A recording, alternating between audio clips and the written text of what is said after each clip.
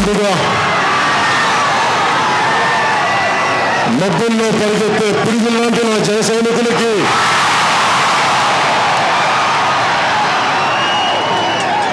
తెలుగుదేశం అవినీతి కోటల్ని బద్దలగొట్టే శతజ్ఞులకి శతజ్ఞులు లాంటి నా జన సైనికులకి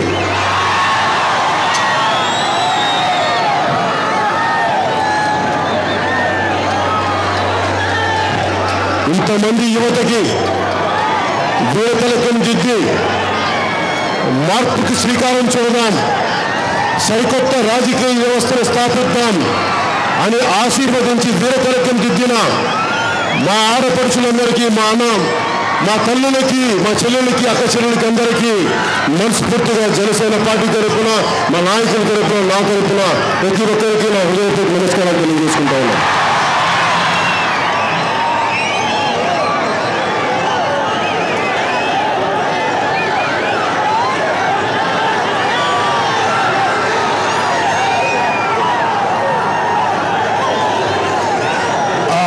ఫోన్ తీసుకోండి, ప్లే కార్డ్ తీసుకోండి.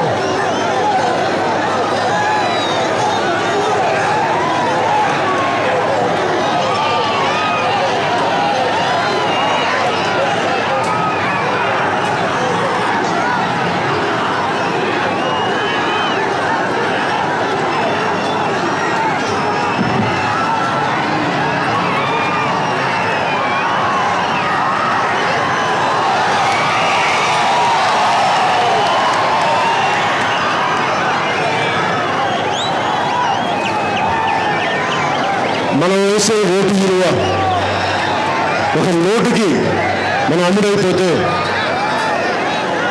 మన భవిష్యత్తుని, మన బిడ్డల భవిష్యత్తుని కాలు రాచుకున్నట్టు. నేను సరదా కోసమో రాజకీయాలు నాకు ఆట ఏడుపు కాదు, చాలా బాధ్యత. జనసేన పార్టీ ప్రారంభించే పరిస్థితులు చాలా కష్టమైన పరిస్థితులు. మాట్లాడితే 4 దశాబ్దాల అనుభవం చెప్పుకునే వ్యక్తులు. మా నాన్నగారు ముఖ్యమంత్రి, నన్ను కూడా ముఖ్యమంత్రిని చేయాలనుకునే వ్యక్తులు రాష్ట్రాన్ని అడ్డగోలుగా విభజించి తెలంగాణ నాయకులు తిట్టకుండా తిడుతుంటే ఏ మాత్రం ధైర్యం లేని నాయకులు తెలంగాణలో కిక్కురు మనకుండా కూర్చుంటే గళమెత్తి గొంతెత్తి ఆంధ్రుల ఆత్మగౌరవాన్ని కాపాడిన పార్టీ జనసేన పార్టీ. దాని నుంచి ఉద్భవించింది జనసేన పార్టీ. ఈ రోజున 4 దశాబ్దాల అనుభవం ఉంది. 4 దశాబ్దాల అనుభవం అంటే నేను 4 దశాబ్దాల అనుభవం తెలంగాణ నుంచి పారిపోయేలా చేసింది. ఈ రోజున జగన్మోహన్ రెడ్డి గారు నేను ముఖ్యమంత్రి అవుతానని తిరిగే వ్యక్తి తెలంగాణలో తిరగలేరు. కానీ ఒక్క పవన్ కళ్యాణ్, ఒక జనసేనే ఏ మూలైనా సరే, తమిళనాడు కాదు, ఆంధ్రప్రదేశ్ కాదు, కర్ణాటక కాదు, దేశంలో ఏ మూలకైనా ధైర్యంగా వెళ్ళగలిగే సత్తా ఉన్న పార్టీ ఒక జనసేన పార్టీ. దానికి కారణం మన దగ్గర అవినీతి లేదు. అవినీతి కోటలను, అవినీతి పునాదుల మీద పెట్టిన పార్టీ కాదు. మళ్ళీ నీతిబద్ధంగా అరాచకంతో, అవినీతితోటి నిండిపోయిన రాజకీయ వ్యవస్థని పాలకులు చేసిన తప్పులకి ప్రజలు బాధపడుతుంటే వారికి అండగా నిలబడడానికి వచ్చింది జనసేన పార్టీ. ఇలాంటి పరిస్థితుల్లో నాకు అనేక సమస్యలు చూశాను. ఏ మూలకెళ్ళినా 2003లో సినిమాల మీద నాకు ఆసక్తి పోయింది. ఈ రోజున కొత్తగా వచ్చిన ఆసక్తి కాదు. చాలా చిన్న వయసు నుంచి దేశానికి ఏదైనా పనికొచ్చే పని చేద్దాం, సమాజానికి కేవలం మన కోసం బతకడమే కాదు, ఏదైనా చేద్దామని ఒక తపన, బాధ్యతగా సినిమాలు చేయనిచ్చినాయి. నేను కోరుకోలేదు సినిమా నటుడు అవ్వాలని, కానీ మీ ప్రేమ అది ఒక తొలి ప్రేమ కానీ, ఒక సుస్వాగతం కానీ, తమ్ముడు కానీ, బద్రి కానీ, ఖుషి కానీ, ఎన్ని ఆనందాన్ని కలిగించినవి కానీ సంతృప్తిని అయితే ఇవ్వలేదు నాకు. సంతృప్తి ఏ రోజు వచ్చిందంటే, ఒక ఉద్దానం సమస్య మీద పోరాడుతున్నప్పుడు, ప్రభుత్వాన్ని మీద కదలికలు తేగలిగినప్పుడు, ప్రతి సమస్య మీద ప్రభుత్వం మీద ఒత్తిడి తేగలిగినప్పుడు, ప్రభుత్వం వెనకంజి వేసి మనకి పని చేసి పెట్టే ముందే పని చేయడానికి ముందుకెళ్లే పరిస్థితిలో అవి నాకు ఆనందం కలిగించాయి. ఈ రోజున ఏ మూలకు వెళ్ళినా నాకు బాగా కనిపించేది ఇక్కడికి వచ్చినా కానీ, ఎవరైతే అన్నం పెడతారో మన రైతులు, ఎవరైతే మనం బతకడానికి నాకు దేవుడు ఎవరో తెలియదు, దేవుడు ఎప్పుడు కనిపించడు, కానీ నాకు కనిపించే దేవుడు రైతు. నాకు అన్నం పెట్టే, అన్నాన్ని పండించే రైతు నాకు దేవుడు. అలాంటి రైతులు ఆత్మహత్యలు కానీ, అప్పుడు ఊపిలో ఇరుక్కుపోవడం కానీ, ఇవన్నీ చాలా బాధ కలిగించే అంశాలు. నాకేమనిపిస్తుందంటే, ఇజ్రాయెల్ అనే దేశం నేను వెళ్ళాను చాలా సంవత్సరాల క్రితం. ఒక 400 కిలోమీటర్ల పొడవు ఒకవైపు, ఇంకో 400 కిలోమీటర్ల పైచిలకి ఇంకోవైపు, చాలా చిన్న దేశం, అనంతపురంలా ఉంటుంది. సరైన ఒక చిన్నపాటి నది, అక్కడ విపరీతమైన కొత్త వ్యవసాయ పద్ధతులు, నీళ్లు లేని చోట వారు ప్రపంచానికి తలమానికమైన రైతులుగా ఉన్నారు. నాకు అర్థం కానిది, జీవనది గోదావరి పెట్టుకొని, కృష్ణానది పెట్టుకొని, అనేక జీవనదులు రాష్ట్రమంతా పెట్టుకొని, నాకు రైతులు చచ్చిపోవడం, రైతులు ఆత్మహత్యలు జరగడం, ఇవన్నీ నాకు చాలా బాధ కలిగించింది. అసలు జనసేన ఇన్ని పార్టీలు ఉండగా, జనసేన అనే పార్టీ కొత్త పార్టీ రావాల్సిన అవసరం ఏముంది? పాలకులు చేసిన తప్పులకి ప్రజలు శిక్షకు గురవుతున్నప్పుడు నాకు దీన్ని మాట్లాడాల్సిన అవసరం అనిపించింది. ఈ రోజున నేను కూడా అందరిలాగే భయపడిపోయి నాకెందుకులే రాజకీయాలు, 2009లో ఒకసారి ఆలోచించాం, ప్రయత్నం చేశాం, మళ్ళీ ఇంకా రాజకీయాలు మన వల్ల కాదు నేను ఎప్పుడు అనుకోలే. పడిన ప్రతి సంబట దెబ్బ, ప్రతి సంబట దెబ్బ పదునెక్కుతాం, కానీ దెబ్బ కొట్టే కొద్దీ రాగు తేలుతాం, పదునెక్కుతాం, కండగా అవినీతిని నరికేస్తాం.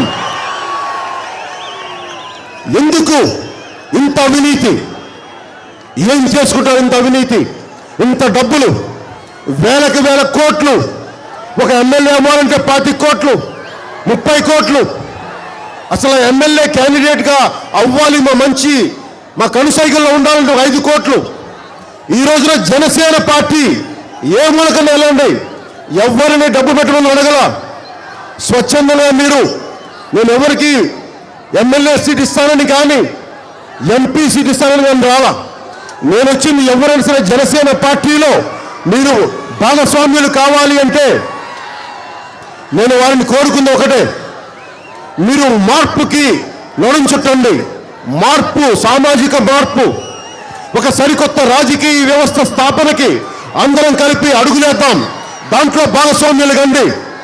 అలా అనుకున్న వాళ్ళు ఈరోజు జనసేన పార్టీలోకి వచ్చారు. ఎందుకు అంటే, ఒకవైపు జగన్మోహన్ రెడ్డి గారు కానీ వేల కోట్లు ఉన్నాయి వీళ్ళ నాన్నగారి వల్ల, వేల కోట్లు.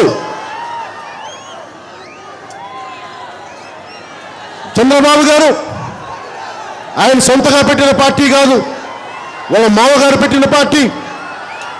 కానీ ఒక పవన్ కళ్యాణ్దే, ఒక జనసేనదే, సామాన్యుల నుంచి పుట్టిన పార్టీ. ఓటమి లోతుల్లోకి, ఓటమి 2009 తర్వాత పార్టీ పెట్టాలి అంటే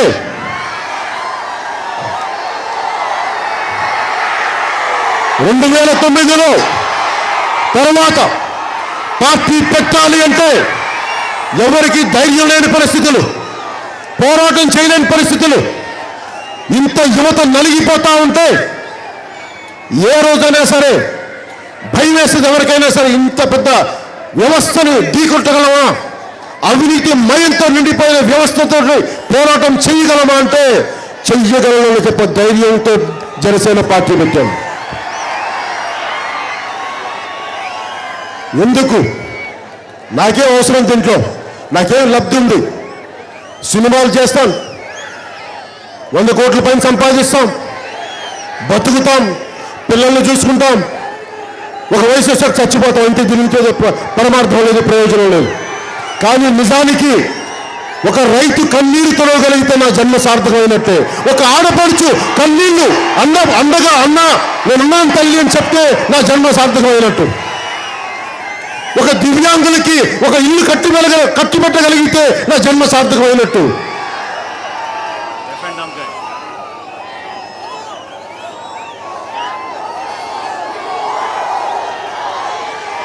ఒక బదిరులు కానీ మాట మాట్లాడలేని వారికి కానీ చెవి వినిపించిన వారికి కానీ అండగా ఉండి సైకిల్తోటి నేను ఉన్నాను చెప్తే నా జన్మ సార్థకత చేకూరినట్టు. ఇవన్నీ ఎందుకు చేస్తున్నానంటే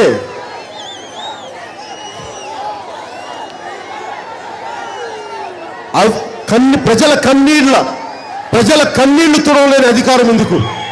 ఇంతమంది ఉన్నారు. నేను ఒకటే నమ్ముతాను, బుగ్గలు నిమ్మటం కాదు, తల నిమ్మటం కాదు రాజకీయాలంటే. జగన్మోహన్ రెడ్డి గారిని చూస్తే ఒకటే అనిపిస్తూ ఉంటుంది,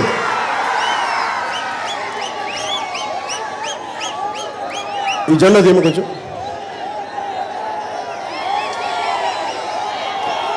పక్కన.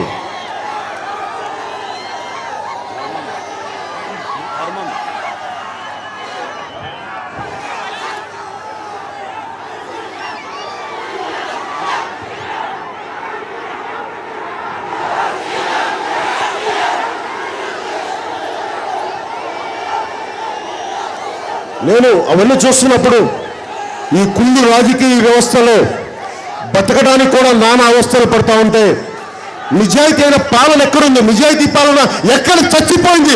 భూ పొరల్లో, అట్టడుగు పొరల్లో వెళ్ళిపోయింది. లోపలికి ఎక్కడికో దాన్ని బయటికి తీసుకురావడానికి నేను ఒక ఎమ్మెల్యే అవ్వలేనా? ఒక ఎంపీగా పోటీ చేయలేనా? ఒక చిన్నపాటి పదవి అడగలేనా? నేను ఒకటే అనుకున్నాను, నీతితోటి ధర్మంతో ఆ పునాదుల మీద పార్టీ పెడదాం.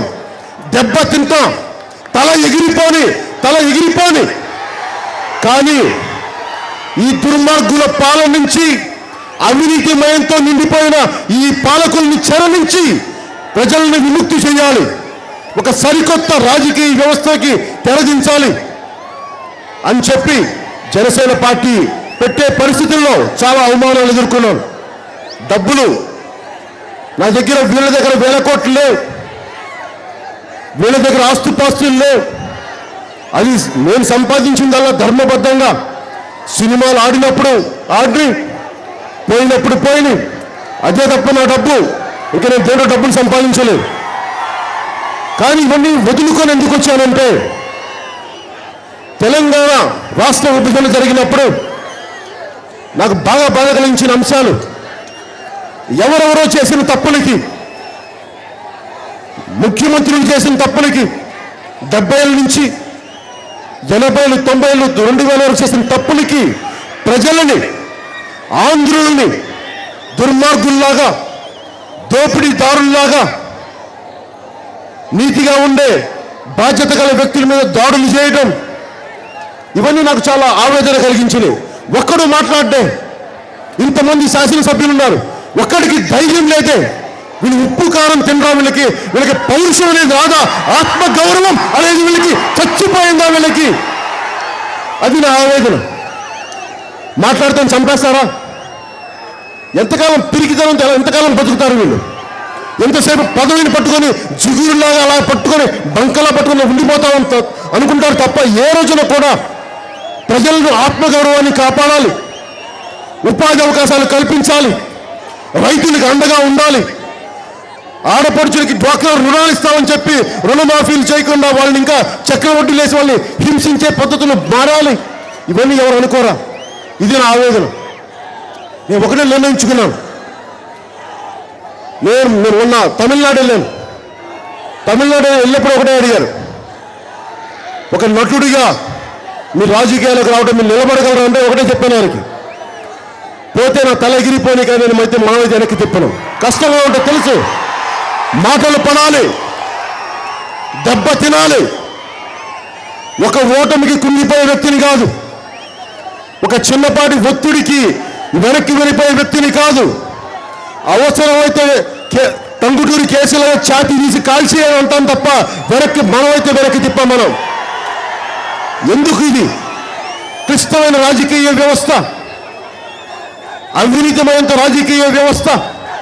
ఎక్కడో మారాలి దీన్ని. నా తరం దెబ్బతిన్నాం, మా తరం దెబ్బతిన్నాం.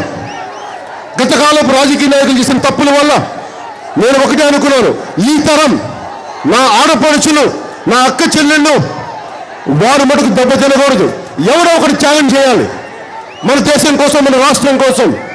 నేను అనుకున్నాను, ఆ ఒక్కడి నువ్వు అవ్వగలవా? అది ఎంత ధైర్యం ఉందా? నీ ప్రజలంతా ప్రేమించగలవా? నీ అన్నదమ్ములంతా ప్రేమించగలవా? నీ అక్క చెల్లెలంతా ప్రేమించగలవా? నీ ఆడపడుచులు హక్కుని చేర్చుకోగలవా? అంటే నేను చాలా సంవత్సరాలు ఆలోచించాను. మాట ఇస్తే నేను వెనక్కి వెళ్ళిపోయే వ్యక్తిని కాదు. దాంతో 2003 నుంచి ఆలోచించి 2007లో 8 బలమైన నిర్ణయం తీసుకొని కామన్ మ్యాన్ ప్రొటెక్షన్ ఫోర్స్ అని పెట్టాను. దాని తర్వాత 2009లో రాజకీయ పార్టీకి ముందుకెళ్ళే సహకరించాను. ఏమి ఆశించలేదు, ఒక పదవి కాను. ఆ రోజు నేను కోరుకుందాను ఒక బలమైన సామాజిక మార్పులు జరగాలని. ఆ రోజు నిలబెట్టుకోలేకపోయాం. కానీ మళ్ళీ ఈ రోజున 2014కి నేను పార్టీ పెట్టి 4 దశాబ్దాలతో అనుభవంతో ఉన్న వ్యక్తి కూడా, అక్కడ తెలంగాణ నాయకులు తెలంగాణ వాదాన్ని ఢీకొట్టలేని వ్యక్తులు కూడా, అసలు అటువైపు తిరగాలంటే భయపడే జగన్మోహన్ రెడ్డి గారు కూడా నోరెత్తని వ్యక్తి, వీళ్ళందరినీ కాదని చెప్పి చాలా ధైర్యంగా మాట్లాడాం. ఆంధ్రుల ఆత్మగౌరవాన్ని కాపాడేవారు. ఎందుకు? ఒకటే చెప్పాను తెలంగాణ నాయకులకి, ఆంధ్ర పాలకులు వేరు, ఆంధ్ర ప్రజలు వేరు. చంద్రబాబు నాయుడు గారు చేసిన తప్పులుంటే చంద్రబాబు నాయుడు గారిని, ఆయన లోకేష్ గారిని, వాళ్ళ కుటుంబీకులు అనుకోండి, కానీ మా ప్రజలు ఒక్క పల్లెత్తు మాట్లాడడానికి వీలేదు. అంటే మటుకు మేము అడ్డగోలుగా బయటకు వచ్చే రోడ్ల మీద వస్తాం, మా ఆత్మగౌరవాన్ని నిలబెట్టుకుంటామని చెప్పాను ఆ రోజున. అదే జగన్మోహన్ రెడ్డి గారిది కనీసం చూడలేదు. నేను ఒకటే చెప్పాను, ఆంధ్రుల ఆత్మగౌరవం కాపాడలేని వాడు ఆంధ్రప్రదేశ్కి ముఖ్యమంత్రి కాలేడు, కారాదు. ఎవరైనా కావచ్చు. నేను ఆంధ్రుల ఆత్మగౌరవం నిలబెట్టడానికి, కాపాడటానికి వచ్చాను. పదవుల కోసం రాలేదు, అధికారం కోసం రాలేదు. ఒక బలమైన ఆర్థిక సంస్కరణలతో కూడిన, బాధ్యతతో కూడిన, అవినీతి లేని, అవినీతి రహిత పాలన అందించడం కోసమే జనసేన పార్టీ పెట్టాను. కష్టం అని తెలుసు. ఇంత అవినీతిమయంతో నిండిపోయిన వ్యవస్థని కడగాలి. ఒక పారిశుద్ధ్య కార్మికులు ఎలాగైతే రోడ్లలో చెత్తను ఎలా ఊడుస్తారో, నేను ఎందుకు రెల్లి కులాన్ని స్వీకరించానంటే, ఈ రాజకీయాల్లో చెత్తని, ఈ కుళ్ళని కడగడానికి నేను నా రెల్లి కులాన్ని స్వీకరించాను. నిలబడాలి మనం. నేను మీకు అండగా నిలబడతాను. ఉపాధి అవకాశాలు లేవు మనకి, ఉపాధి అవకాశాలు పోయినాయి. మొన్న ఈ మధ్య నేను తమిళనాడు వెళ్ళినప్పుడు ఉత్తర భారత నాయకులు అడ్డగోలుగా మన రాష్ట్రాన్ని విభజిస్తూ ఉంటే ఏం మాట్లాడలేదంటే, ఇందాక దారిలో వస్తా చూశాను, మన ఆయిల్ వెల్ కాలుతా ఉంది, ఓఎన్జీసీ ఆయిల్ వెల్స్. అంటే మనకి ఇంత అపారమైన, గోదావరి జిల్లాలో అపారమైన ఖనిజ నిక్షేపాలు ఉన్నాయి, గ్యాస్ నిక్షేపాలు ఉన్నాయి. ఒకవైపు నుంచి మనకి ఇంత గ్యాస్ నిక్షేపాలు తీసుకెళ్తున్నప్పుడు మనకి ఎన్ని ఉద్యోగాలు రావాలి? ఒక దుబాయ్లో అవ్వాలి, ఒక యునైటెడ్ అరబ్ ఎమిరేట్స్లో అవ్వాలి, ఒక సౌదీ అరేబియాలో అవ్వాలి. అంత అపారమైన గ్యాస్ నిక్షేపాలు ఉన్నాయి. మరి ఉద్యోగాలు ఎక్కడున్నాయి? మనకి అడిగేవాడు ఎవరు లేడు. నువ్వు నాకు డబ్బులు ఇవ్వు, మీరు అక్కడ ఏదైనా తవ్వుకెళ్ళిపోండి. మనకున్న ముఖ్యమంత్రులు కానీ, రాజకీయ నాయకులు కానీ, పాలకులు కానీ, ఎమ్మెల్యేలు కానీ ఎవరైనా కావచ్చు కాక బలంగా నా రాష్ట్రం కోసం, నా ప్రజల కోసం మాకు అడ్డగోలుగా దోచుకెళ్తున్నారు, మాకు ఉద్యోగాలు ఎక్కడ, ఉపాధి అవకాశాలు ఎక్కడ అని అడిగేవాడు ఒక్కడు కూడా లేని మనకి అడగడానికి సాహసించరు. నా కాంట్రాక్ట్ ఇవ్వ సరిపోద్ది, విసుగు నాకు. ధైర్యం లేదు ఒక్క నాయకుడికి. వ్యాపారులు ఎమ్మెల్యేలు అయితే, దేశభక్తి లేని వాళ్ళు ఎమ్మెల్యేలు అయితే ఏం చేస్తారు? అడ్డగోలుగా అవినీతి ఉంటుంది. ఇది మారాలి, ఈ అవినీతి వ్యవస్థ మారాలి, అవినీతి రహిత పాలన రావాలి. దానికి జనసేన పార్టీ రావాలి, దానికి పవన్ కళ్యాణ్ ముఖ్యమంత్రి అయ్యి తీరాలి.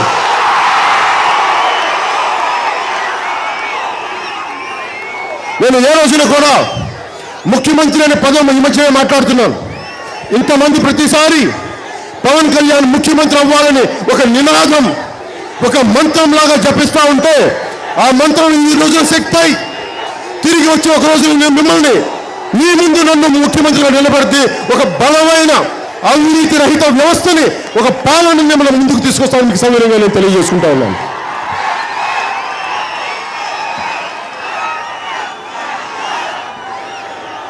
ఏ మూలకి వెళ్ళినా డ్వాక్రా మహిళలకు వెళ్తే మాట్లాడితే ముఖ్యమంత్రి గారు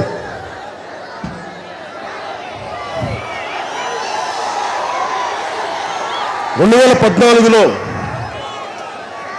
పద్నాలుగులో తెలుగుదేశం పార్టీకి వాళ్ళు వచ్చి మనల్ని అడిగారు ఆ తెలుగుదేశం పార్టీని. మన ఆఫీస్కి వచ్చి ముఖ్యమంత్రి గారు స్వయంగా వచ్చి అడిగారు, మీరు సపోర్ట్ చేస్తే మేము గెలుస్తాం, మీరు సపోర్ట్ చేయకపోతే మేము ఓడిపోతామంటే మేము మీకు ఏం కావాలని అడిగారు. మన ఆఫీస్కి వచ్చారు. నేను వాడిని ఒకటే అడిగాను, మాకేం వద్దు, మీ అనుభవం, మీరు దెబ్బతిని ఉన్నారు, 10 సంవత్సరాలు ప్రతిపక్ష నాయకుడిగా ఉన్నారు, విద్యార్థులకి ఉపాధి అవకాశాలు కల్పించండి, రైతులు అస్తవ్యస్తాలకు గురవుతున్నారు, కష్టాలకు గురవుతున్నారు, రైతులకు అండగా నిలబడండి, అలాగే మహిళలకి విపరీతమైన స్వయం ప్రతిపత్తి కల్పించే, వారి కాళ్ళ మీద నిలబడగలిగే వ్యవస్థను మరింత బలోపేతం చేయండి, ఇవే నేను అడిగింది. కానీ నేను వారిని ఎన్నుకుంది కూడా, నేను వారికి సపోర్ట్ చేసింది కూడా కరెక్షన్ చేస్తానని, సమాజాన్ని కరెక్షన్ చేస్తానని ప్రయత్నించి అందుకు సపోర్ట్ చేశాను. కానీ తెలుగుదేశం పార్టీ ఇంత స్థాయికి కరప్షన్ చేస్తానని చెప్పి నేను వాళ్ళకి సపోర్ట్ చేయలేదు.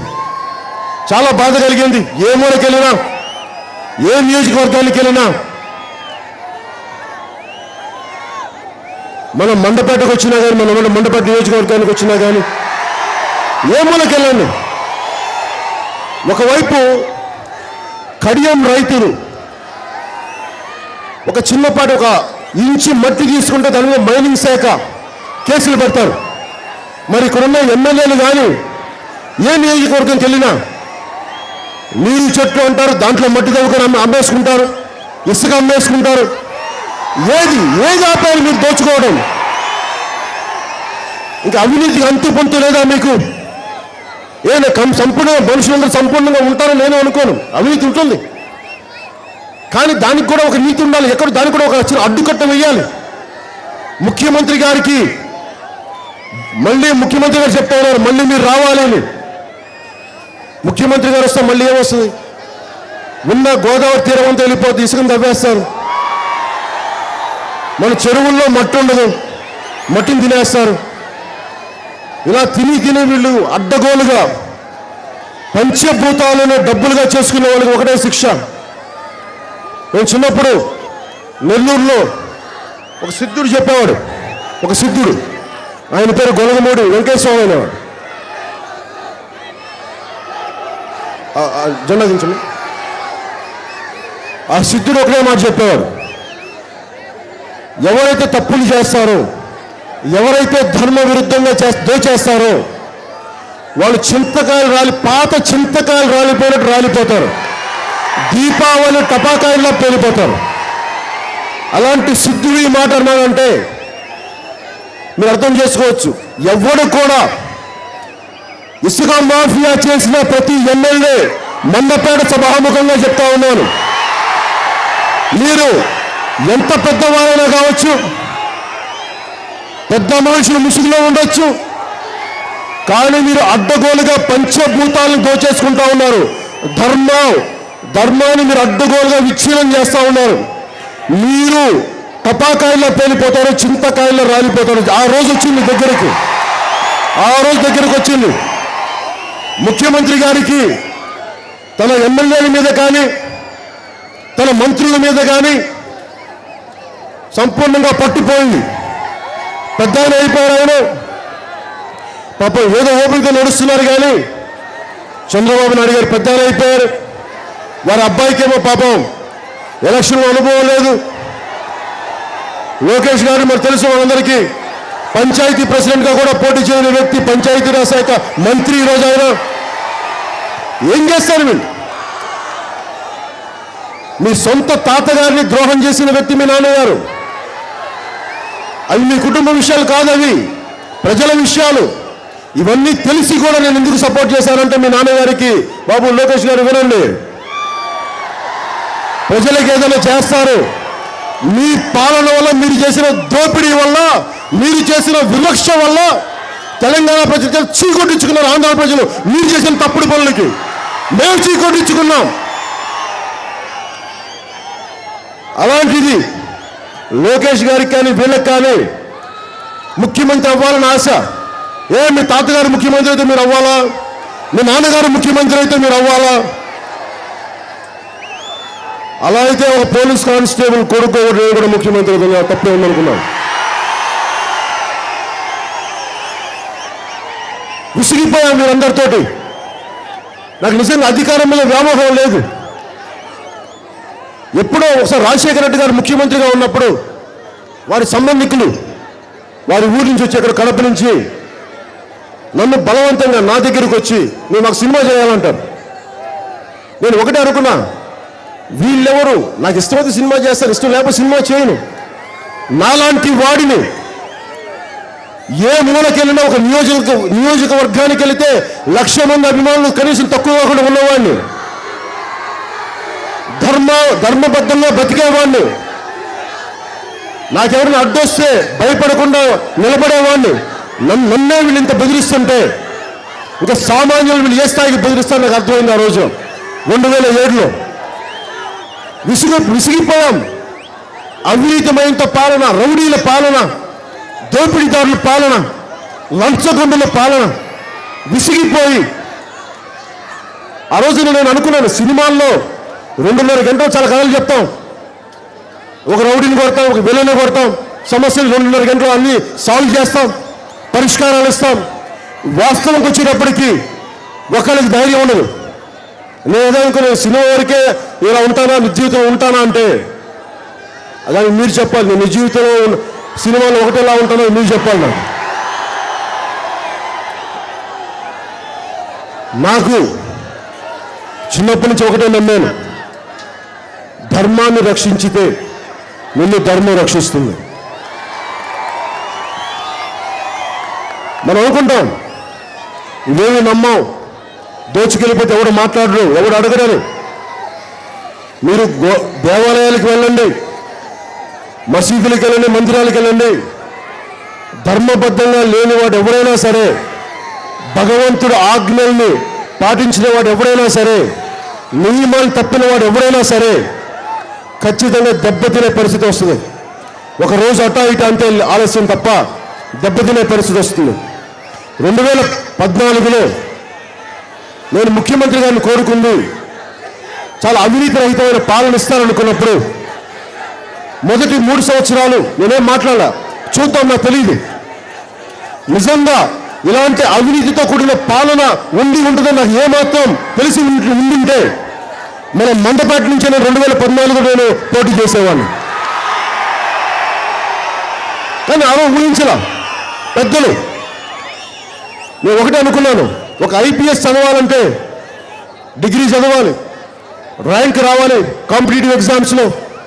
ఒక టీచర్ ట్రైనింగ్ జరగాలంటే టీచర్గా సెలెక్ట్ అవ్వాలంటే బీఈడీ చదవాలి, ఎగ్జామ్స్ రాయాలి. అలాంటిది ఇన్ని కోట్ల మంది జీవితాలను ప్రభావితం చేయగలిగే ఒక రాజకీయ వ్యవస్థను, పరిపాలనా వ్యవస్థను అర్థం చేసుకునే సమయం కానీ అనుభవం కానీ లేకపోతే నిలబడలేం, అండగా ఉండలేమని చెప్పి నేను పోటీ చేయలేదు. అనుభోగ్యులు ఉన్నారు కదా అంటే అనుభోగ్యులను వారు మనకి ఇచ్చింది అడ్డగోలుగా మనకి కరప్షన్ ఇచ్చారు కానీ, అవినీతి ఇచ్చారు కానీ నీతివంతమైన పాలన ఇవ్వలేకపోయారు. మొన్న మెడ్రాస్లో మన చెన్నైలో అడుగుతున్నప్పుడు ఈ ముఖ్యమంత్రి నమ్మడానికి లేదు, ముఖ్యమంత్రి చంద్రబాబు గారిని. ఆయనే మొన్న చాలా గొప్ప నాయకుడు మోడీ అని చెప్పారు. ఈరోజు మళ్ళీ ఆయన తిడతారు. ఏ కాంగ్రెస్ అయితే వచ్చి తరిమి కొడతామని చెప్పిన వ్యక్తి మళ్ళీ ఈ రోజున కూర్చోబెట్టి వాళ్ళ చెప్పులు మోస్తా ఉన్నారు. కాంగ్రెస్ నాయకుల చెప్పులు మోస్తున్నారు. వాళ్ళకి సిగ్గులేదు, వాళ్ళకి పౌరుషం లేదు పాపం. మరి రోజు వాళ్ళకి అన్నం ఎలా తిరగబుద్దేస్తో తెలియదు. అడ్డగోలుగా వాళ్ళ ఎమ్మెల్యేలని, కొనకళ్ళ నారాయణ గారిని అలా కొడితే మీ పౌరుషం రాదా? తోలు ఊడిపోయేలా కొనగలతో కొట్టుకున్నా కానీ వాళ్ళకి చలనం లేదు ఉత్తరాది నాయకులకి. ఇవన్నీ చూసి నాకు విసుగొచ్చి, ఆంధ్రుల ఆత్మగౌరవాన్ని కాపాడలేని పార్టీ అది. తెలుగుదేశం పార్టీ ఇప్పటిదాకా చెప్పుకునేది ఆంధ్రుల ఆత్మగౌరవం కాపాడే పార్టీ అని చెప్తారు. ఈ రోజున ఆంధ్రులు ఆత్మగౌరవాన్ని కాపాడలేని పార్టీ అయిపోయింది. ఇదే ఎన్టీ రామారావు గారు, పివి నరసింహారావు గారు మెంబర్ ఆఫ్ పార్లమెంట్గా నంద్యాలలో పోటీ చేద్దాం అనుకున్నప్పుడు మా తెలుగువాడు ఒక ప్రధానమంత్రి స్థాయిలో ఉన్నాడు, ఆయన మీద నిలబెట్టకూడదని చెప్పి తెలుగుదేశం పార్టీ అభ్యర్థి నిలబెట్టలా. అది ఆయన చూపించిన ఆత్మగౌరవం, అది ఆయన చూపించిన సాటి తెలుగువాడి గౌరవం. మన అలాంటి వ్యక్తిని కాంగ్రెస్ నాయకులు, ఒక తెలుగు రాష్ట్రాలకు చెందిన, మన తెలంగాణకు చెందిన మన సాటి తెలుగువాడైన పివి నరసింహారావు గారు ప్రధానమంత్రి చనిపోతే ఆయన అక్కడ ఖననం చేయలేకపోయారు, ఢిల్లీలో ఉంచలేకపోయారు. కాంగ్రెస్ నాయకులు చీదరించేసి పంపించేశారు, హైదరాబాద్ పంపించేశారు. మరి అలాంటి కాంగ్రెస్ తోటి ఎలా చేతులు కలపాలనిపించిందో నాకు ఈ రోజుకి ఆశ్చర్యంగా ఉంటుంది. మనల్ని అడ్డగోలుగా దెబ్బతీసిన కాంగ్రెస్ పార్టీ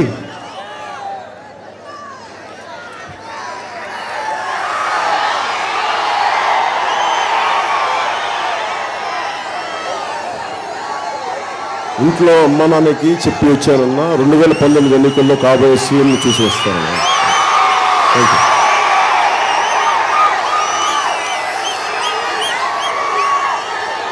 నాకు కోరుకుంటుంది కూడా,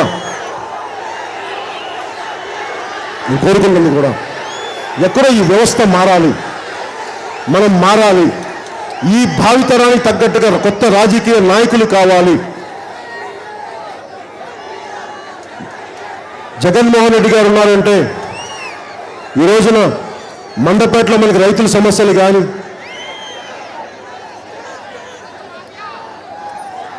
మన రైతు సమస్యలు కానీ, ఇంత నీరు చెట్టు ఇసుక మాఫియా ఉంటే ఈయన చట్టసభలకు వెళ్ళరు, చట్టసభలకు వెళ్ళే వ్యక్తి కాదు. ఏదైనా అంటే మమ్మల్ని తెలుగుదేశం పార్టీ నాయకులు మా ఎమ్మెల్యేలు కొనేస్తున్నారంటారు. మీరు అంత బలహీనులా? మేము మీ ఎమ్మెల్యేలను కాపాడుకోలేని వాళ్ళు మీరు ఎందుకు రాజకీయాలు? తప్పుకోండి, మేము వచ్చి చూసుకుంటాం, మీరు పక్క తప్పుకోండి. మీ ఎమ్మెల్యేలు మీరు కాపాడుకోలేరు, ఓకే, ఎమ్మెల్యేలు కాపాడుకొని అర్థం చేసుకోగలం. చంద్రబాబు గారి డబ్బులు ఉన్నాయి, సంతోషం, మీ ఎమ్మెల్యే కొనేశారు. జగన్మోహన్ రెడ్డి గారికి స్థానంలో నేను కానీ ఉండుంటే, 2000 నేను కానీ ఉండుంటే నా మొత్తం ఎమ్మెల్యేలు అమ్ముడిపోయినా కానీ నేను మటుకు శాసనసభకి వెళ్ళి, నేను మటుకు అసెంబ్లీకి వెళ్ళేవాడు, నేను చట్టసభలకు వెళ్ళే ఒక్కడే జగన్మోహన్ రెడ్డి గారు భయపడతా నేను రోడ్ల మీద తిరిగే వ్యక్తిని కాదు, ఒక్కడే ఉన్నా కానీ నడిచేస్తా. ఈ రోజున జనసేన పార్టీకి ఒక ఎమ్మెల్యే లేడు, ఒక ఎంపీ లేడు, ఒక మంత్రి లేడు, ఒక వార్డు మెంబర్ కూడా లేడు. కానీ ఈ రోజున ఏ మూలకెళ్ళినా జనసేన ప్రభావం ఎందుకు ఇంత ప్రభావితం చేస్తుందంటే, సాహసం ఉంది మన దగ్గర, గుండె ధైర్యం ఉంది మన దగ్గర, నిలబడగలిగే ఒత్తిడిని తట్టుకోగలిగే శక్తి ఉంది. అంతేగాని ఒత్తిడిని చూసి పారిపోయే మనం జగన్మోహన్ రెడ్డి గారిలాగా పారిపోయే వ్యక్తులం కాదు మనం. ముఖ్యమంత్రి గారికి వస్తే మీరు పాలన బాగా చేయండి అంటే ఈయన కూర్చోబెట్టి ఎదుటి పార్టీ ఎమ్మెల్యేలు కొంటాం, వైసీపీ ఎమ్మెల్యేలు కొందాం, ఆయన బూతులు తిట్టిన వ్యక్తులు మంత్రులు చేద్దాం, ఇవి తప్ప ఇసుక మాఫియాను ఆపుదాం. ఏ మూలకెళ్ళినా నిన్న వెస్ట్ గోదావరిలో కూడా తెలుగుదేశం పార్టీ నాయకులు మా బీసీ కులాలకు పెద్దపీట వేస్తామని చెప్తారు. బీసీల పక్షపాతి అంటారు. మరి మత్స్యకారులకు సంబంధించిన మా జనసేన నాయకుడిని రాత్రికి రాత్రి పోలీసులు తీసుకెళ్ళిపోయారు. చాలా బాధ కలిగించింది. మరి ఇదే దోపిడీ, ఇదే చట్టం, ఇదే పోలీస్ వ్యవస్థ ముఖ్యమంత్రి గారి ఏం చెప్తే అలాంటి పరిస్థితుల్లో మీ దెందులూరు ఎమ్మెల్యేని తీసుకెళ్ళిపోయారు అర్ధరాత్రి జైల్లోకి పెట్టడానికి. అప్పుడు మీకు పనిచేయ చట్టాలు. మీ దెందులూరు ఎమ్మెల్యే అందరినీ కొడతాడు, మీడియా వారిని కొడతాడు, మాదిగ కులాల పేరు మీద దూషిస్తాడు, బీసీ కులాలను దూషిస్తాడు. ఆయన గురించి ఏం మాట్లాడరు. నేను ఏ రోజు కూడా చూడండి, నేను ముందే చెప్తాను మీకు, ఇదే రౌడీ ఎమ్మెల్యేల గురించి నేను చాలాసార్లు మాట్లాడాను. తెలుగుదేశం రౌడీ ఎమ్మెల్యేల గురించి నేను చెప్తున్నప్పుడు ముందు పవన్ కళ్యాణ్ ఎందుకు చెప్తున్నాడు అనుకుంటారు. ఎందుకంటే నేను ప్రజల్లో తిరిగేవాడిని. ఉత్తరాంధ్ర నుంచి ఇచ్చాపురం తిరుగుతున్నవాడిని. నా దగ్గరకు అందరూ చెప్పుకుంటారు మా సమస్యలు ఇవ్వని. నేను రౌడీలు వెనకేసుకు రావడానికి రాజకీయ పార్టీలు పట్ల రౌడీలు తోలు తీయడానికి రాజకీయ పార్టీ పెట్టాం. మనం పిచ్చి వేషాలు వేస్తే మీరు ఎమ్మెల్యేలుగా ఉంటే ఎమ్మెల్యేలుగా ఉండండి. మీరు చట్టానికి అతీతులు కాదు, చట్టానికి లోబడే పని చేయాలి. జనసేన పార్టీ వచ్చిన రోజున ఇలాంటి రౌడీ ఎమ్మెల్యేలు కానీ అడ్డగోలుగా అవినీతి చేసే ఎమ్మెల్యేలు కానీ వారి సంగతి మేము చెప్తాం. మేము మర్చిపోం. మిమ్మల్ని ప్రతి ఒక్కరిని పేరు పేరున గుర్తుంచుకుంటాం. ఏ ఒక్కరిని మేము మర్చిపోలేదు. మీరు అన్న ప్రతి మాటకి చేసిన ప్రతి తప్పుడు పనికి మీరు వడ్డీతో సహా మూల్యం చెల్లించాల్సి ఉంటుంది. అది చెల్లించేలా మేము చూసుకుంటాం. మర్చిపోవట్లేదు మీ దోపిడీని, మీ అరాచకాలను.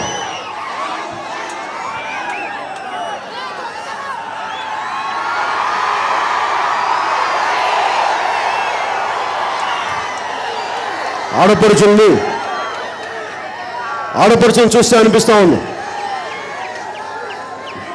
జనసేనని ఏ మూలకెళ్ళినా అక్కును చేర్చుకొని ప్రేమగా పలకరించేది నా అక్కచెల్లెలు పలకరిస్తారు, నా ఆడపడుచుని పలకరిస్తారు. మగవాళ్ళకన్నా సరే కొంత పక్షపాతం ఉంటుందేమో, కులమనో ఇంకోటనో మతమనో ప్రాంతమనో. ఒక్క ఆడపడుచుకే బిడ్డకి జన్మనిచ్చే శక్తి ఉంది కాబట్టి సాటి మనిషి బాధని అర్థం చేసుకోగలిగే ఆడపడుచుకే ఉంటుంది. అలాంటి ఆడపడుచులు ఏ మూలకెళ్ళినా నన్ను కలిసి ముఖ్యమంత్రి గారికి చెప్పుకున్నారు. వాళ్ళు డ్వాక్రా మహిళ రుణాలని చెప్పి వారి రుణాలు మాఫీ చేస్తామని చెప్పి ఏ మూలకెళ్ళు మీ రుణాలు మాఫీ చేస్తామని చెప్పి వారు పాపం కట్టిన డబ్బులనే మళ్ళీ వారికే వడ్డీలకు ఇచ్చి చక్ర వడ్డీలు వేసి వారి విత్డ్రా చేసుకోకుండా డబ్బులు ఇబ్బందులు పెడతా ఉంటే నాకు అనిపించింది. ఆడపడుచుని చూస్తే బ్యాంకులకి వెళ్తే క్యూలో నిల్చోవాలి, బ్యాంక్ అధికారులు పట్టించుకోరు. ఒకవేళ పొరపాటును కట్టకపోతే బ్యాంక్ అధికారులు వాళ్ళు నిల్చోబెట్టి దోషులను నిలబెడతారు. అందుకని నేను ఒకటే అనుకున్నాం, ఆడపడుచు ఆత్మగౌరవం కోసం మీకు మహిళా బ్యాంకుని పెట్టే పరిస్థితిని మేము తీసుకొస్తున్నాం. జనసేన పార్టీ ద్వారా డ్వాక్రా మహిళలకి మీరు బ్యాంకులకి మిగలటం కాదు, బ్యాంకులే మహిళా బ్యాంకే మీ దగ్గరికి వచ్చి మాట్లాడుకునే పరిస్థితిని తీసుకొస్తాం మేము. అలాగే ముఖ్యంగా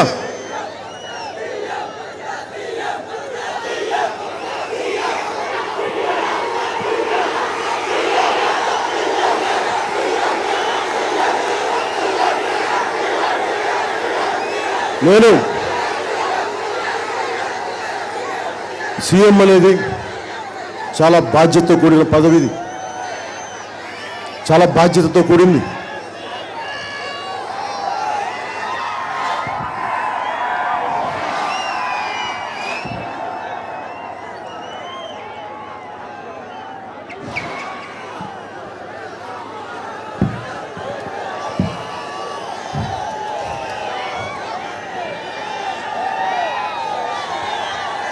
నేను కోరుకుంటుంది కూడా జనసేన పార్టీ నుంచి నాకేం చేయాలన్నా ఈ అవినీతి పాలన అంటాం, తిడతాం, మనం ఏం చేద్దాం.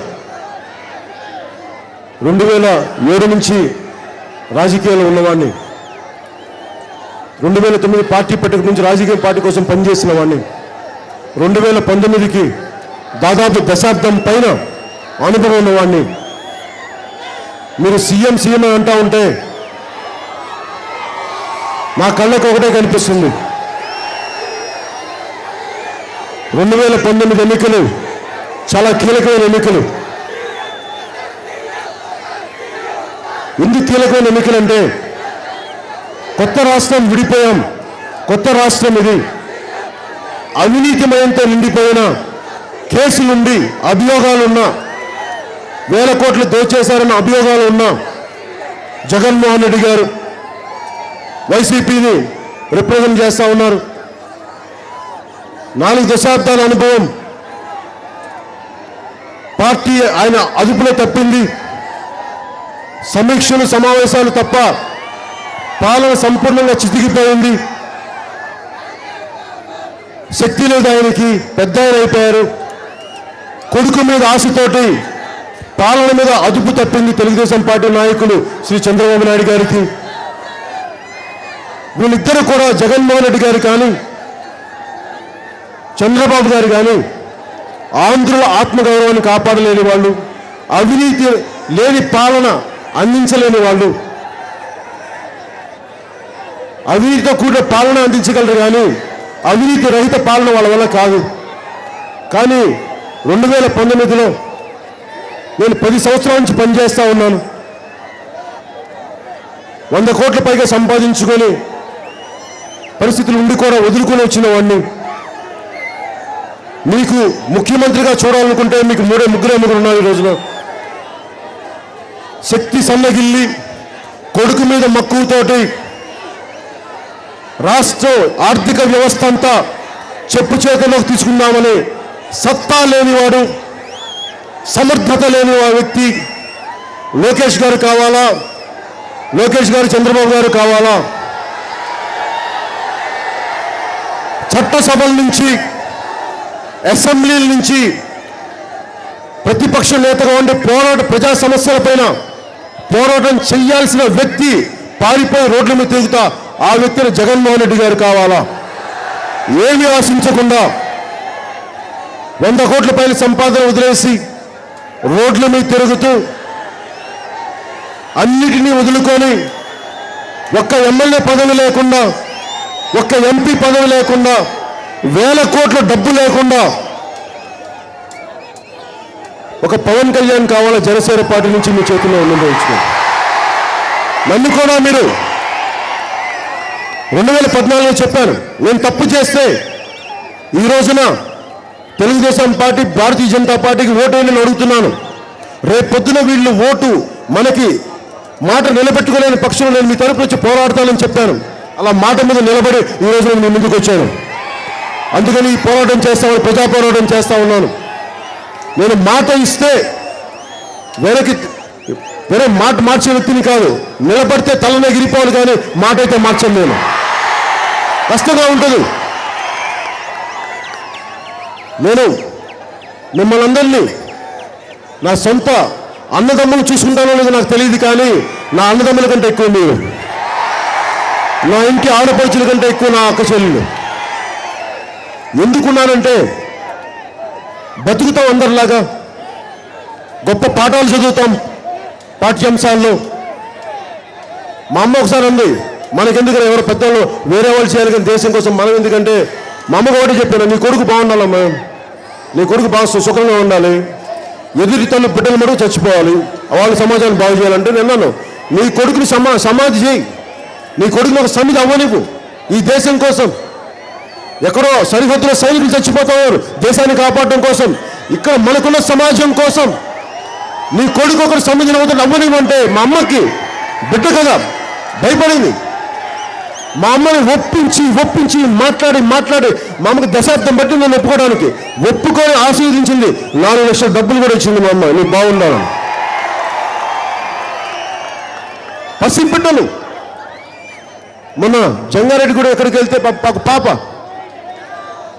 ఒక పిగ్గీ బ్యాంక్ అంటే చిన్న ఉండిలో వేసుకున్న డబ్బులన్నీ తీసుకొచ్చింది చెల్లెలంతా. ఎందుకు తల్లి అంటే, నువ్వు ముఖ్యమంత్రి అవ్వాలన్నా, అన్నయ్య నువ్వు ముఖ్యమంత్రి అవ్వాలన్నా అంటే నా కన్నీళ్ళు వచ్చేసినాయి. ఏదో ఒక 11 రూపాయలు తీసుకొని ఆ బిడ్డ తృప్తి కోసం తీసుకున్నాను. కానీ నాకు అనిపించింది, ఈ తరాల కోసం బతకపోతే ఏ తరాల కోసం బతుకుతాం? కేవలం నా బిడ్డ, నా కుటుంబమేనా? ఇదంతా నా కుటుంబం కాదా? వసుదైక కుటుంబం కాదా? ఇదంతా నా విశ్వ కుటుంబం కాదా అనుకున్నాం. నేను ఒకటే అనుకున్నాం, మీకు జనసేన పార్టీ నుంచి ఇందాక అక్కడ ఎవరో నల్గొండది ఎవరో పట్టుకొని కూర్చోన్నారు. ఇందాక ప్లే కార్డ్ మీరేనా? నల్గొండ ఫ్లోరోసిస్. నాకు కోపం వచ్చింది. తమ్ముడు సినిమా చేస్తా ఉన్నాం, హిట్ అయింది. హిట్ అయితే నేను ఫంక్షన్ జరుపుకోవడానికి భువనగిరి డివిజన్ అనేది నల్గొండ. ఆ రోజున నేను సినిమా ఫంక్షన్ జరుపుకోకుండా, 100 రోజుల పండుగ జరుపుకోకుండా ఒక ఆర్ఓ ప్లాంట్ పెడతాం అక్కడని వెళ్తే ఉన్న ఒక్క రాజకీయ నాయకుడు పన్నెవల. అందరూ ప్రజాపాలనే ప్రజానాయకులు అంటే ఒక మంచి పని చేయడానికి కూడా ఈ సమాంతర రాజకీయ వ్యవస్థ మనకి తోడ్పడినప్పుడు మంచి పని చేయడానికి ఎక్కడ కుదురుద్దు. నాకు నిజంగా అనిపించింది, వస్తే రాజకీయాల్లోకి రావాలి, లేదంటే భగవంతుడి మార్గానికి వెళ్ళిపోదాం, దైవ సన్నిధానంలో బతుకుదాం అనుకున్నాను సినిమాలు చేసి. కానీ భగవంతుడు నన్ను రాజకీయాల్లోకి పంపించాడు. నన్ను పంపించినందుకు ఆ భగవంతుడికి రోజు కోటి దండాలు పెట్టుకుంటాను. ఎందుకంటే పోతే ప్రాణాలు పోరాటంలో పోయి, ప్రజా పోరాటంలో పోయి సంతోషం నాకు. మొన్న ఈ మధ్యన 5 రోజుల క్రితం రాజానగరం నుంచి వస్తూ ఉంటే, యాత్రకు వెళ్తూ ఉంటే ఒక ఇసుక లారీ వచ్చి మన కాన్వాయ్ని గుద్దేసింది. నన్ను కాపాడే అంగరక్షకులందరికీ నా కారును దాటి కొట్టింది. అందరూ పడిపోయారు. అదే రోజున హైదరాబాద్లో దిగి ఇంటికి వెళ్తా ఉంటే మనోహర్ గారు కారు, ఆయన కారుని మళ్ళీ ఇంకొక ఇసుక లారీ గుద్దేసింది. మరి మేము జగన్మోహన్ రెడ్డి గారు దీన్ని గోల్ చేయలేదే? ఒక కోడి కత్తి గుచ్చినందుకు గుచ్చారో అని మేము గోల్ చేయలేదే? వచ్చి పోరాటం చేయండి, తోలు తీయండి బయటకు వచ్చి. ఆ ధైర్యం లేవు మీకు. మేము ఒకటే రోజులో 4 గంటల వ్యవధిలో 8 మంది గాయపడ్డారు. మా సైనికులు, మా అంగరక్షకులు, మా సోదరుడు, మా నాయకుడు కారుని గుద్దేశారు. మేము దీన్నే రాజకీయం చేయలే. ఎవరైనా కావాలని చేశారా? జరిగిందా యాదృచ్ఛికంగా? పోలీసులకు వదిలేశాం. ఈ రోజుకి ఈ రాష్ట్ర డీజీపీ గారిని దాదాపు నెల క్రితం అప్లికేషన్ పెట్టాం. మా మనోహర్ గారికి సెక్యూరిటీ కల్పించమని, అంగరక్షకులు కల్పించమని. ఈ రోజుకి తెలుగుదేశం ప్రభుత్వం కానీ దాని మీద స్పందన లేదు. తెలుగుదేశం ప్రభుత్వానికి ఒకటే చెప్తున్నాం, మీరు కనుక ఇలాంటి వెనకప్ప నుంచి పనులు చేస్తే మటుకు మేము ఊరుకునే వ్యక్తులం కాం. చాలా ప్రజాస్వామ్యబద్ధంగా మిమ్మల్ని చాలా బలంగా ఎదుర్కొంటాం. ముఖ్యమంత్రి గారికి కూడా గుర్తు చేస్తా ఉన్నాను, మీరు నాకు చెప్పిన మాటలే గుర్తు చేస్తున్నాను. మీ ఇంటికి భోజనానికి వచ్చినప్పుడు మీకు రాజశేఖర రెడ్డి గారు జెడ్ కేటగిరీ సెక్యూరిటీ తీసేశారు. మళ్ళీ మీరని మన్మోహన్ సింగ్ గారిని ఎలా వేడుకున్నారో మర్చిపోకండి. మళ్ళీ మీరు కూడా అదే పద్ధతిలో మీ ప్రత్యర్థుల్ని లారీలతో కొట్టించేద్దాం, ఇసుక లారీలతో తొక్కించేద్దాం అనుకుంటే ముఖ్యమంత్రి చంద్రబాబు గారు చెప్తా ఉన్నాం, అంత చేతులు కట్టుకొని కూర్చున్న వ్యక్తులం కాదు. మేము భరిస్తాం, సహిస్తాం. అవసరమైతే మిమ్మల్ని ఎలా ఎదుర్కోవాలో కూడా మాకు బాగా తెలిసిన వాళ్ళం. దయచేసి మర్చిపోకండి. చాలా బాధ్యతగా ఉన్నాం. ఎవరు ఎక్కడికి పారిపోయే వాళ్ళం కాదు. అందరూ ఇక్కడ ఉండి తేల్చుకోవాల్సిన వాళ్ళవే. మీరు అమరావతిలో ఉండాల్సిన వాళ్ళే, మేము అమరావతిలో ఉండేవాళ్ళమే. ఎక్కడికి ఎవరు పారిపోయే వాళ్ళం కాదు. బాబు లోకేష్, మీరు కూడా తండ్రి అడుగుజాడలు నడవకనమ్మా. మీరు మీ దురదృష్టం, మీ నాన్నగారు అంబేద్కర్ కాదు, మీ నాన్నగారు బాబాసాహెబ్ అంబేద్కర్ అంత గొప్పవారు కాదు, నేతాజీ సుభాష్ చంద్రబోస్ కాదు. బలిదానం కోసం వదిలేసి శరీర ప్రాణత్యాగం చేసిన పొట్టి శ్రీరాములు గారు కాదు. మీకు ఆ విలువలు రావు మీకు లోకేష్ గారికి. మీరు కూడా ఇలాంటి కుతంత్రాలు కుట్రలు చేస్తే మీరు పార్టీని నడిపే వ్యక్తులు. చాలా బాధ్యతగా ఉండండి. పిచ్చి పిచ్చిగా పోలీస్ శాఖకు కూడా చెప్పండి, డీజీపీ గారికి కూడా చెప్తా ఉన్నాం, అధికారులందరూ కూడా చెప్తా ఉన్నాం. ఒకసారి అశాంతి వస్తే ఎవరి చేతుల్లో ఉండదు. మేము చాలా నియంత్రణకు వెళ్తున్నాం పార్టీ. దయచేసి పోలీస్ శాఖ వారికి కూడా చెప్తున్నాం, డీజీపీ గారికి కూడా మందపేట నుంచి వేడుకుంటా ఉన్నాను. మా నాయకులకు కానీ మాకు కానీ రక్షణ తక్కువైతే ముఖ్యమంత్రి గారు ఎలాగో మా మాట ఇవ్వడం లేదు, డీజీపీ గారు దీనికి బాధ్యత వహించాల్సి వస్తూ ఉంటుంది. అందుకని సభాముఖంగా డీజీపీ గారికి సౌకర్యంగా నేను తెలియజేసుకుంటా ఉన్నాను. ఇలాంటి దుస్థితి కానీ ఇలాంటి పరిస్థితులు కానీ శాంతి భద్రతల సమస్య తలెత్తకుండా కాపాడాల్సిన బాధ్యత మీదే. ఒక చిన్నపాటి తప్పు జరిగితే ముఖ్యమంత్రి అందరినీ ఒక అధిక ఏసీబీలు అంటారు. ఒక 10,000 లంచం తీసుకుంటే ఒక ఏసీబీ వచ్చి అధికారులని సస్పెండ్ చేస్తూ ఉన్నారు, జైల్లో పెట్టిస్తూ ఉన్నారు.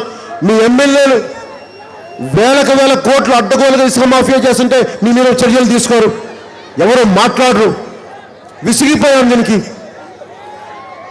2019లో మీ అందరూ నిర్ణయించుకోవాల్సింది ఒకటే, పెద్ద ఆయన అయిపోయాడు ముఖ్యమంత్రి గారు, ఓపిక లేదు, మీకు శక్తి లేదు. తమిళనాడులో కూడా చూసి నవ్వుతూ ఉన్నారు. ఈ రేపొద్దున మోడీని తిట్టిన వ్యక్తి, ప్రధానమంత్రి మోదీ గారిని తిట్టిన వ్యక్తి, మెచ్చుకున్న వ్యక్తి మళ్ళీ రేపొద్దున జగన్మోహన్ రెడ్డి గారితో కూడా కలిసిపోతాయి. అలాంటి అవకాశవాది వ్యక్తి ముఖ్యమంత్రి గారు. అందుకని మనకు అలా కాకుండా మాట మీద నిలబడగలిగే వ్యక్తి, మాట మీద నిలబడే పార్టీ జనసేన పార్టీ. నేను కూడా మిమ్మల్ని చూస్తుంది, నేను ఎక్కువ ప్రామిస్ చేయను, ఎక్కువ చెప్పి తక్కువ చేసేవాడిని కాదు, తక్కువ చెప్పి ఎక్కువ చేసే వ్యక్తిని. మహిళలకి 33% రిజర్వేషన్ అని కానీ, ఉచిత వంట గ్యాస్ అని కానీ, రేషన్కి బదులు 2,500 రూపాయల నుంచి 3,500 వరకు ఆడపడుచుల అకౌంట్స్లో వేస్తామని చెప్పిన దానికి కానీ, ఆర్థికంగా వెనుకబడిన విద్యార్థులందరికీ అండగా నిలబడడానికి కార్పొరేషన్ అని కానీ, ఇవన్నీ ఎందుకు చెప్తున్నామంటే నేను మీకు అండగా ఉంటాను. మన కోసం, మన ప్రజల కోసం, మన తెలుగు జాతి ఆత్మగౌరవం కోసం, ఆంధ్రుల ఆత్మగౌరవం కోసం మీకు అండగా ఉంటానని తెలియజేసుకుంటూ, నేను మీకు ఇంత ప్రేమగా ఇంత అండగా ఉన్న మీ అందరికీ పేరు పేరున ధన్యవాదాలు తెలియజేసుకుంటా ఉన్నాను.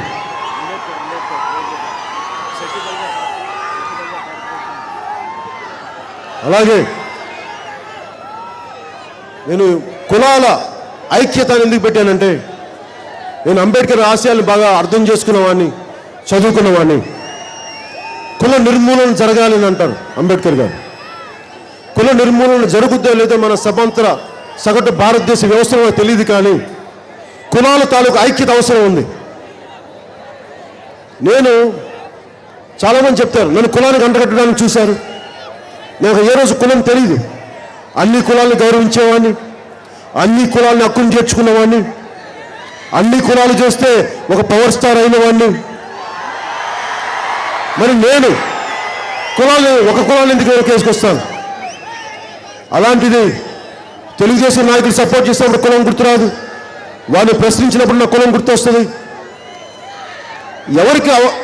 ఎవరికి చాయిస్ ఉంది, ఏ కులంలో పుట్టాలో, ఎలా పుట్టాలో ఎవరికి చాయిస్ ఉంది? నాకు చాయిస్ లేదు, ఎవరికి చాయిస్ లేదు. కానీ ఏ కులంలో పుట్టామని కాదు, ఏ కులంలో ఎంత బాగా అందరినీ దగ్గర తీసుకున్నామనేది. ఆ విసిగిపోయి నేను కులాల ఐక్యత గురించి మాట్లాడుతున్నాను. మొన్న తూర్పుగోదావరి జిల్లాలో వెనుకబడిన వర్గాలకు అండగా ఉంటాం, శెట్టి బలిజలకు అండగా ఉంటామని చెప్తే నా అభిమానుల్లో పాయికరావుపేటలో నా అభిమాని 2 అబ్బాయిలు చచ్చిపోయారు ఫ్లెక్సీ కడతా.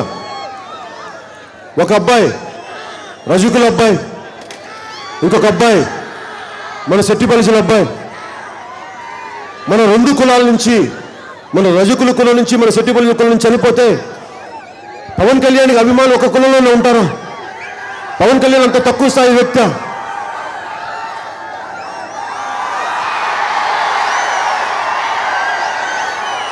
మరి ముఖ్యమంత్రి గారు నిజంగా ఈ రోజున తెలంగాణలో పోటీ చేస్తూ ఉన్నారు.